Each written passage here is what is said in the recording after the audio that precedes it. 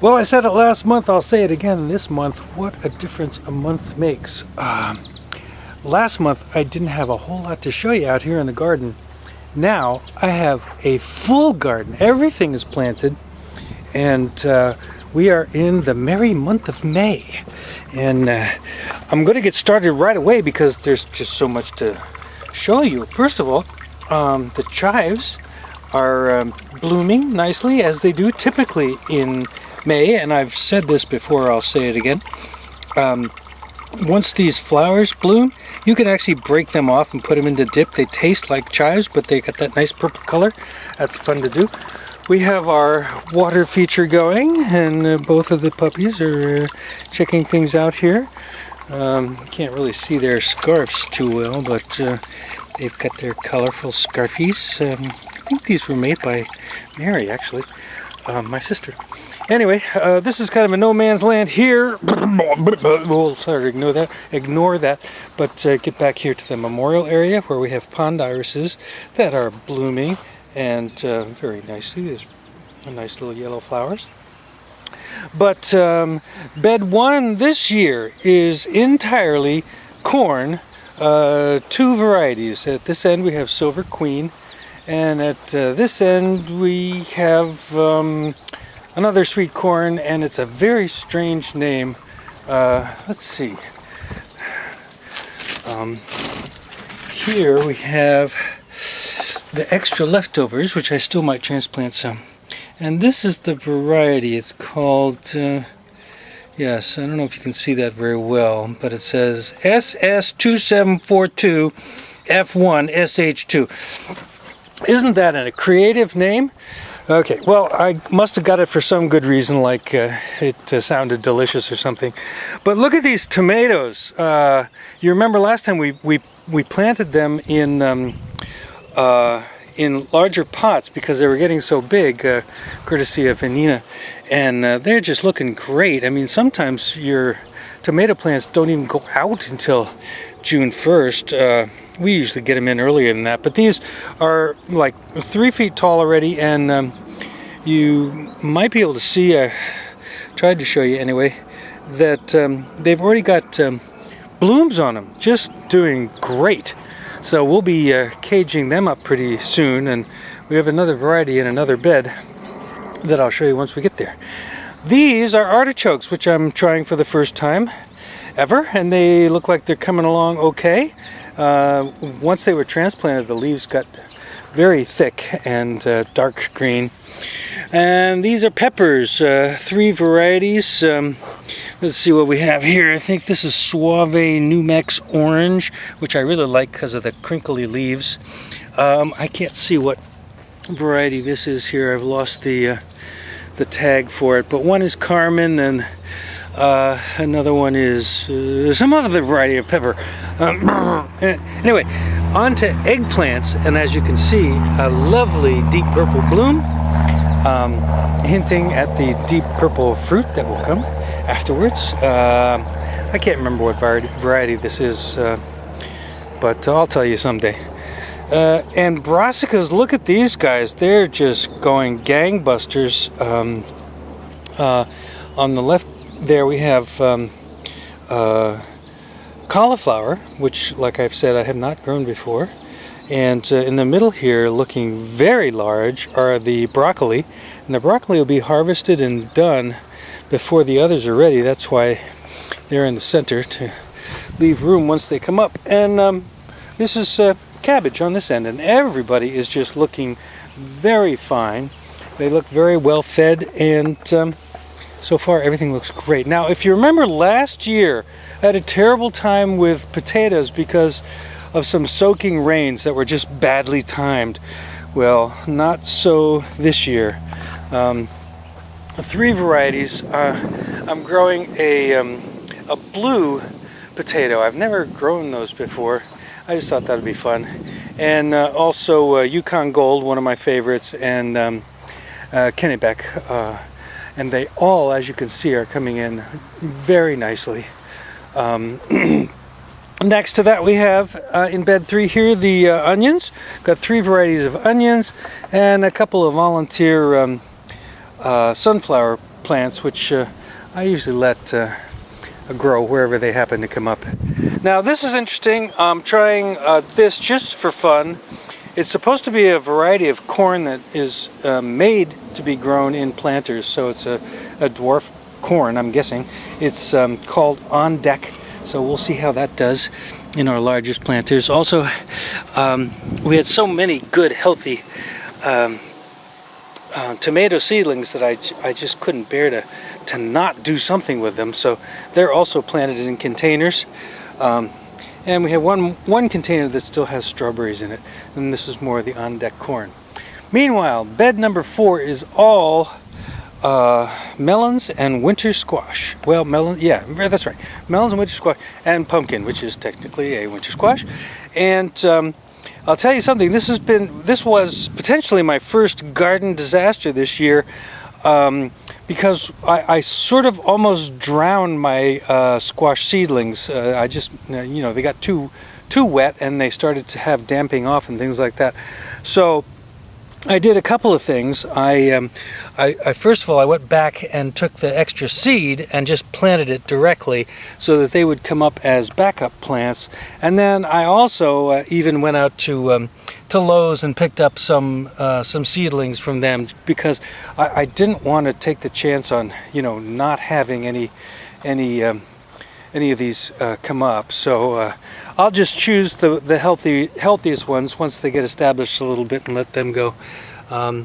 This is a pumpkin, and I'm also growing in the squash category loofah, which is literally the loofahs that you use in the shower if you use those sort of things. They actually grow and you dry them out, and hopefully if we get a few, we'll have some sort of sponges for the shower. Anyway, enough about that.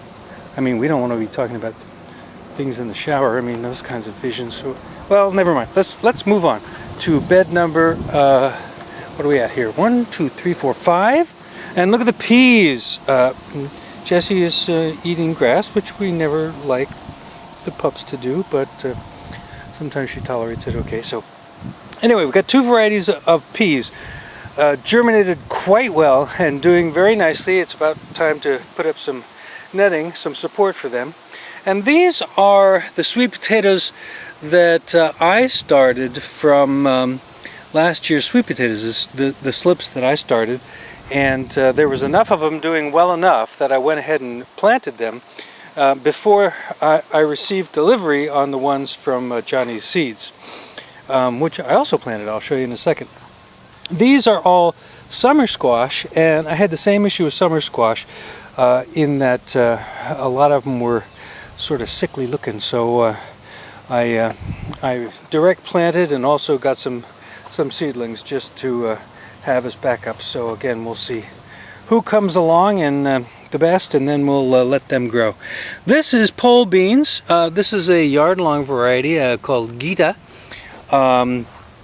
The most recently planted ones, and then we have Vortex, which has done very well in the past, and Nor'easter, which has also done very well in the past, and you can see already starting to climb the trellises nicely. And on the far side there are Lima pole beans. So, oh my goodness, there's something out there. What is it, Frankie? Oh, a bird. Oh my goodness. Anyway, here are radishes, a gardening staple. And if you look really carefully under there, you can see some radishes starting to form. They're doing pretty well.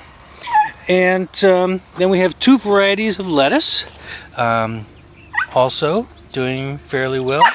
I can't remember the varieties, of course, but I think they're both a romaine style, and one's a little bit on the red side. Then we have a couple of rows of carrots, also coming up quite nicely, as the saying goes, followed by a row of kohlrabi.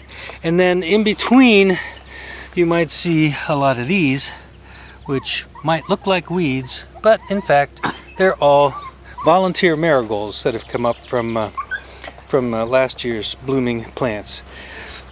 This is my second planting of sweet potatoes. Second meaning these were the ones that came as pre-grown slips from Johnny's. And these are white yams, and I haven't tried white yams before. I've mostly stuck with the orange or sweet potatoes. So, but they're doing okay. They're expected to look a little sickly when they first start off, so not too concerned about that.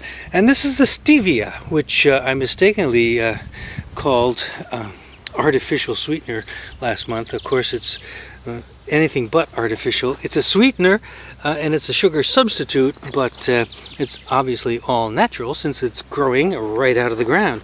And they seem to be doing pretty well. And we did sample a couple of leaves, and golly gee, they do taste sweet. Okay, here's the other variety of tomatoes that I have growing. And I know you want to know what is the variety, and what am I going to say? I don't remember what variety this is. That seems to be my major theme in the garden. I always promise to tell you next month, and then next month I forget again. So that's the way it goes. Anyway, these are beets, and I do know that these are touch-tone gold, one of my favorites. Nice yellow, golden-colored beet, and I like them because the color doesn't overpower whatever else you're putting in your vegetable dish. And these are leeks. This is not a leek, this is an onion, a wild onion. But these are leeks, and they're doing fine. Got 2 rows of those going. And got one more thing going, and that's out in the exterior. Oh, am I zoomed in? I hope I haven't been zoomed in for too long. Anyway, here we are coming out to, much to Franklin, I'll be right back, boy. Boy. I'll be right back. You stay right there. I'm coming right back, okay? All right? I know you hate it when I come out here, but the people need to see what's going on out here. So, anyway, this for the last few years has been the external corn bed, but now it is the Dill's Atlantic Giant pumpkin bed. And you're saying, well, where are all the plants? Well, there's only 4 of them out here. That's one there. And the reason that there's only 4 plants here is because if they grow according to what we would like to see, those 4 plants will more than overtake this bed and completely cover it, and then probably move out into over the walls, etc., etc., etc. Because once they get going, if they're healthy, they are monsters, and we're of course hoping that we might get a monster pumpkin out of those Dill's Atlantic Giants.